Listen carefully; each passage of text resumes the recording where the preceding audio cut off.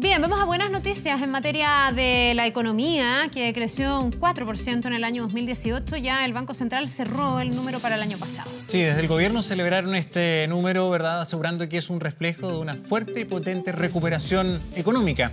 Analicemos estas cifras. Nos acompaña Cristian Echeverría, director del Centro de Estudios en Economía y Negocios de la Facultad de Economía de la Universidad del Desarrollo. ¿Cómo estás? ¿Cómo estás, Cristian? Bienvenido. Hola, Carla. A ver, ¿es para celebrar? O sea, a ver, las cosas hay que tomarlas con la justa medida. Ya. Estamos en un buen momento de crecimiento, no estamos completamente en torno al potencial, pero estamos cerca. Es una recuperación rápida en comparación con el crecimiento del año pasado, especialmente después de la corrección a la baja del crecimiento del 2017, perdón. ¿Cuánto hay de mérito interno y cuánto hay de situación, contexto internacional para una economía pequeña y abierta como la nuestra? Bueno, nuestra historia económica, tanto en lo pasado reciente como en nuestra historia larga, es de efectivamente una economía pequeña y abierta en un océano de flujos de capitales, de flujos de comercio exterior, de crecimiento económico en regiones económicas relevantes que sube y baja y fluctúa. Entonces, en esta marea grande hemos navegado bien, porque también hay que reconocer que hay responsabilidad en este desempeño favorable de las autoridades económicas, es decir, tanto de la política fiscal, el Ministerio de Hacienda, en los dos gobiernos, digamos, en el actual como en el anterior, y también en el manejo impecable que ha tenido el Banco Central. ¿Cuál ha sido la diferencia, entre el gobierno anterior y este, en el sentido que uno de los factores más relevantes es el alza en la inversión, que era un tema que estuvo muy bajo o estuvo muy congelado por lo menos unos 3-4 años? Sí. Bueno, ¿Qué se hizo distinto ahora? Lo que pasa es que las decisiones de inversión se toman en base a perspectivas futuras. Siempre los empresarios funcionan así. Expectativas. Expectativas. Y las expectativas, sin duda, durante 2017 comenzaron a cambiar en lo aparente por la posibilidad de un cambio de gobierno, pero en lo real y efectivo es porque a nivel global, por ejemplo, el superciclo de inversión en el cobre que había parado y cesado por 2 o 3 años, en el cual nosotros fuimos víctimas, se empezó a reactivar. ¿Por qué? Producto de alzas importantes en los precios de los commodities. No olvidemos que el precio del cobre hace 3 años atrás llegó a niveles de $1.80 y hoy por hoy tenemos niveles sostenidos bastante por sobre eso. Cristian, ¿por qué es una buena noticia un mayor crecimiento? ¿Para quién es una buena noticia? ¿O cuáles son los efectos que debiesen tener en cosas que obviamente a las personas les importan mucho más, que es la microeconomía en cada uno de los hogares, el nivel de sueldos, el nivel de empleo? En materia de desempleo no hemos visto una curva muy hacia la baja de manera pronunciada. En cuanto a los salarios, tampoco hemos visto una alza bombástica donde la gente diga, oh, yo siento el crecimiento de la economía. ¿Es que hay un rezago? ¿Es que lo sienten aquellos que tienen más dinero y en el fondo se nutren de esa inversión? ¿Cómo lo leemos? Mira, la lectura que yo tengo es que nuestra economía en los últimos 10 años es cualitativamente distinta a la que teníamos en toda nuestra historia pasada. Ya. En los últimos 10 años, vale decir desde la crisis subprime hasta ahora. ¿Y en qué sentido? De que la etapa de desarrollo en la cual nos estamos encontrando apunta efectivamente a tasas de crecimiento gradualmente más bajas, pero con menor volatilidad, menor variabilidad en general en todas las variables macroeconómicas. Entonces, si uno mira, por ejemplo, la caída del PIB de la crisis subprime es comparable a caídas anteriores, pero sin embargo el alza en el desempleo que vivimos en la crisis subprime no es comparable a recesiones anteriores en la economía chilena, fue mucho más baja. Entonces, después las caídas en las remuneraciones reales también fueron no tan agudas como podría haber sido en una recesión equivalente en tiempos anteriores. Entonces, creo que lo que está ocurriendo es una especie de maduración de nuestra economía. Los hogares tienen acceso al crédito de una manera distinta en esta década de lo que fue en todas las generaciones anteriores, que ha permitido suavizar los impactos de... Pero perdona, lo que tú estás diciendo me lleva a pensar si no es un poco lo mismo para la gente o en qué le cambia la vida a la gente cuando el país crece al 1 o al 2% que cuando crece al 4%. Tanto que no va a ser tan rápido el efecto en, digamos, los ingresos de los hogares. Y en particular... Si es que nos pilla una crisis, dices tú. Claro, o sea, no, y en esta recuperación, porque yo creo que este año 2019 que estamos viviendo, las proyecciones indican que, digamos, es razonable pensar en un crecimiento un poco más bajo que el de 2018, pero en torno al 3,5%, es como lo razonable, dado el contexto internacional y dado el momento de las políticas macroeconómicas que tenemos todavía. Una política monetaria bastante expansiva, un tipo de cambio, una moneda local bastante depreciada en términos históricos, que eso favorece la exportación. Aunque el último tiempo ha sido al revés. Sí, el peso se ha valorado. Sí, desde más los que niveles todo. altos que Sí. tuvimos, pero todavía muy depreciado. Sí, ahora, ¿cómo debería proyectarse este gobierno que ha puesto, incluso en su eslogan más conocido, los tiempos mejores, el mayor crecimiento, las mejores oportunidades como uno de sus grandes objetivos? Entonces, yo imagino que para Larraín, para el presidente Piñera, no va a ser una buena noticia la proyección que existe hoy día en que el crecimiento va a ser más bajo que el año pasado.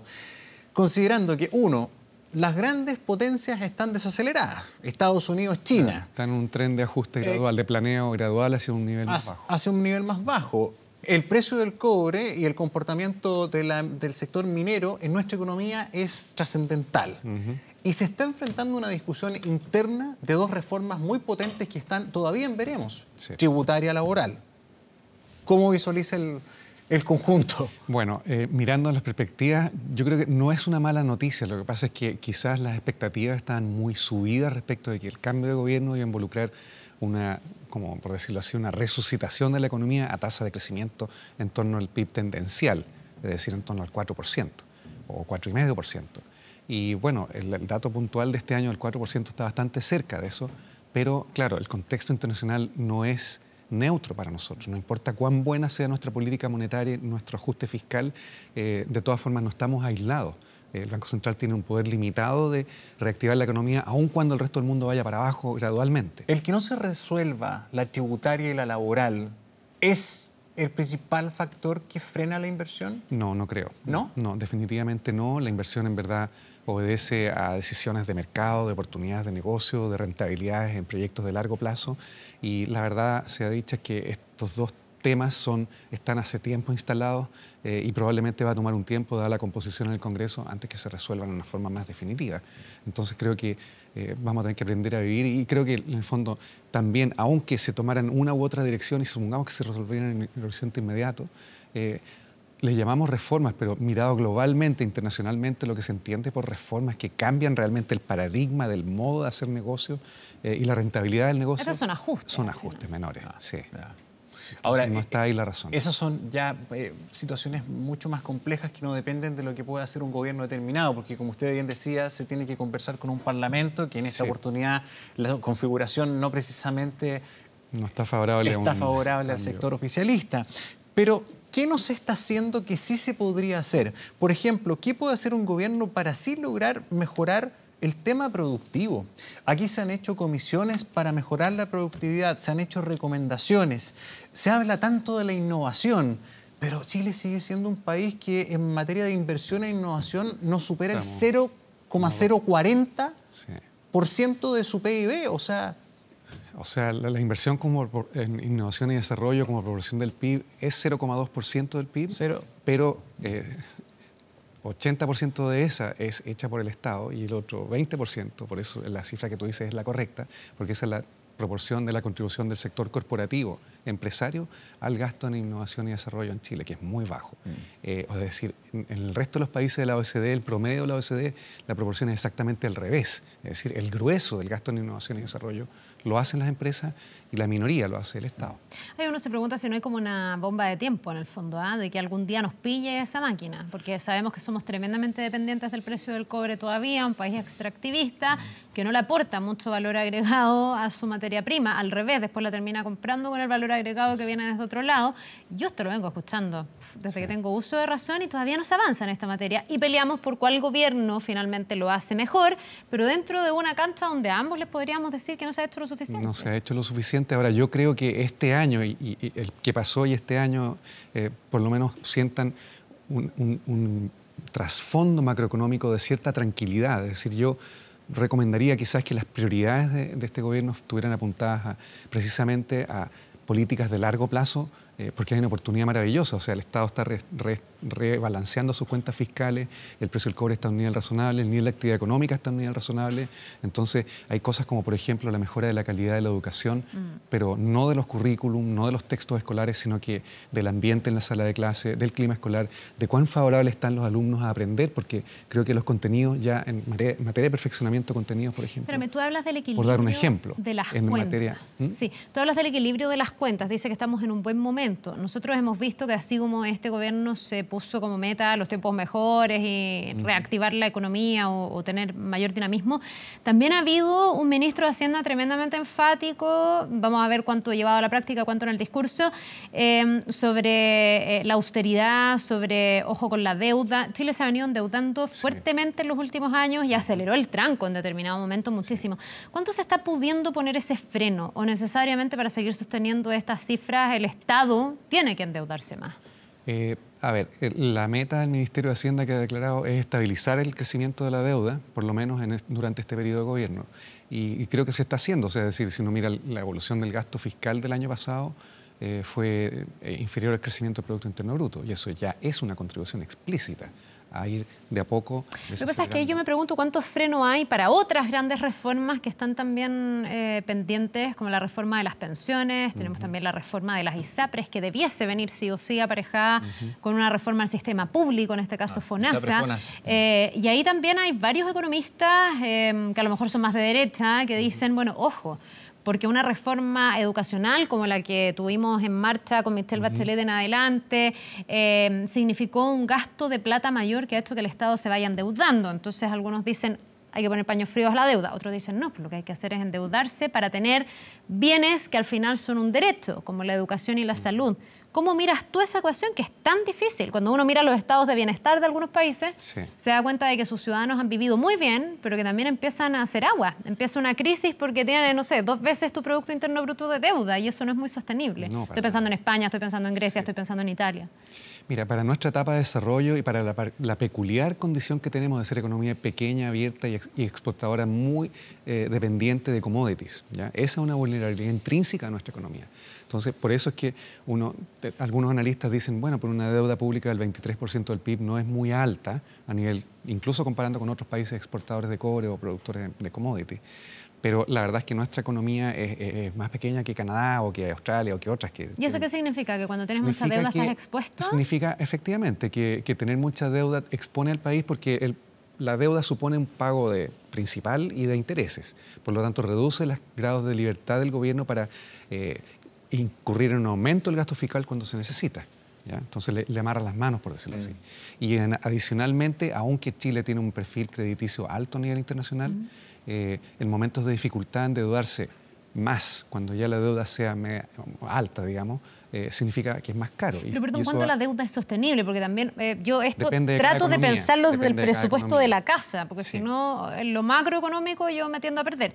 Pero uno, en el fondo, en su casa, a veces suscribe ciertas deudas porque eso te permite obtener algo necesario. Mucha gente se endeuda en su crédito hipotecario, la gente se endeuda en las vacaciones, pero son deudas controladas. Sí. Y así como le pasa a las personas, que hay un momento que se puede descontrolar y al final terminas no pagando porque la deuda es mayor a lo que tú tienes como ingreso, me pregunto cuál es el límite para un Estado como el chileno. ¿Cuándo la deuda debe ser preocupante? Si hoy día estamos todavía en condiciones sanas de deuda, si estamos entrando a una tierra compleja en materia de deuda, ¿en qué situación estamos hoy? No, la deuda externa pública como proporción del Producto Interno Bruto está a un nivel que es considerado internacionalmente como sano. ¿Ya? Eso no hay riesgo, a pesar de que fue invocado en la rebaja de un tramo en la clasificación de riesgo por parte de las 3 agencias en un año atrás. Fue invocado como uno de los argumentos. Hubo varios, pero la verdad es que mirado a nivel internacional es un nivel de deuda baja todavía para lo que son economías emergentes o el grado de desarrollo que tenemos nosotros. Sin embargo, creo que no se trata de si se endeuda o no y cuánto es el nivel sostenible, porque depende de cuál es el uso. Es decir, si aumentáramos la deuda, supongamos, en 5 puntos porcentuales del PIB, pero hiciéramos una verdadera reforma educacional de fondo o una verdadera política nacional de inversión en ciencia y tecnología, pero bien hecha, de fondo, que involucre realmente un cambio en el producto potencial del país para adelante. Que significa una recuperación En ese futura. Caso, ese mayor endeudamiento público no sería dañino ni adverso. ¿Por qué no se hace? ¿Por qué no se hace? Si, mire, yo entiendo que somos una economía cobre dependiente.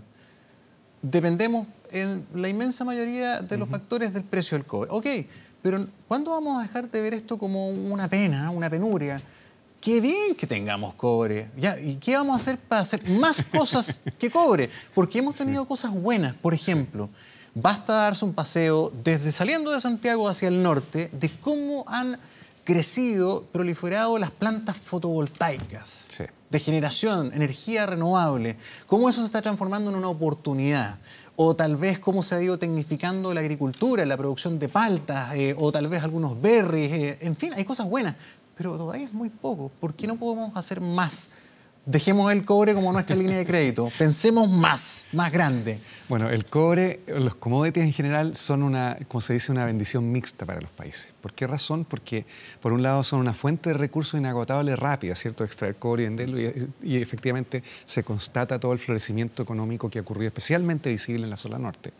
Sin embargo, el lado no evidente de esta aparente, o sea, digamos, es evidente la fortuna de tener este recurso natural, pero el lado no evidente es que genera una presión a tener una moneda local muy apreciada históricamente y sistemáticamente, lo que se llama en economía la enfermedad holandesa. ¿Y eso en qué se traduce en la que práctica? reduce la competitividad de todo el resto de los sectores que quieran competir en los mercados mundiales. Te marca un piso muy alto. Exacto, los convierte solo por tipo de cambio en productos caros a nivel internacional. Entonces, el fenómeno, por ejemplo, de las cierres de plantas de calzado que hemos visto en el último tiempo es un ejemplo, pero manifiesto. No es solo la competencia china, sino que además es que históricamente, por una década, no pudieron sostener un tipo de cambio. ¿Y cómo también se puede resolver el tema productivo en nuestro país y también de la industria local? En un país que para muchos la mano de obra es mucho más cara. De hecho, revisando las cifras, efectivamente tenemos un valor hora hombre de $3 o algo así, y estamos por sobre pero el promedio de América Latina. Promedio de América Latina, claro. Y para qué decir con otros países como China, donde tiene una mano de obra muy mala. Ni lo metamos en la que no hay que discutirlo porque en pésimas condiciones, no queremos llegar a ello, pero estamos hablando de competitividad. Sí, mira, yo creo que quizás el secreto de la potencial desarrollo en Chile de un sector manufacturero más complejo, con mayor valor agregado, o de un sector servicios más competitivo a nivel global, va por el lado de la diferenciación de productos, por el lado de la explotación de mercados nicho, de la innovación efectiva, o sea, es decir, cosas que sean originales y de que en el fondo crecientemente nos tomamos en serio que somos pequeños y abiertos, y eso significa pensar globalmente, o sea, que las pymes y los pequeños empresarios, y las grandes también, cuando se propongan emprender o hacer una innovación o algo, es decir, el desarrollo local, pero siempre pensando en escalarlo a nivel global, en buscar socios globales, en asociarse para generar una marca, una imagen. Exactamente. Ese es la línea. Un ejemplo súper puntual, pero es súper concreto. Pero es concreto. Ese ha sido el secreto de la innovación en Israel, por ejemplo, que es un país que tiene condiciones semejantes a la nuestra. Inicialmente, ¿no? Hace 3 o 4 décadas atrás, Israel estaba en peor situación que nosotros, de hecho, porque está rodeado de enemigos y está en permanente guerra. Y sin embargo está en el lugar en que está ahora, que es una envidia desde el punto de vista nuestro, del nivel de desarrollo que han alcanzado, del nivel de sofisticación, de ciencia y tecnología. Y eso no es con cobre. No es con cobre. Bien, pues Cristian, muchísimas gracias por ayudarnos a entender un poco más el panorama económico en el que estamos. Que te vaya muy bien. Gracias, Cristian. Buen día. Buen día, nos vemos.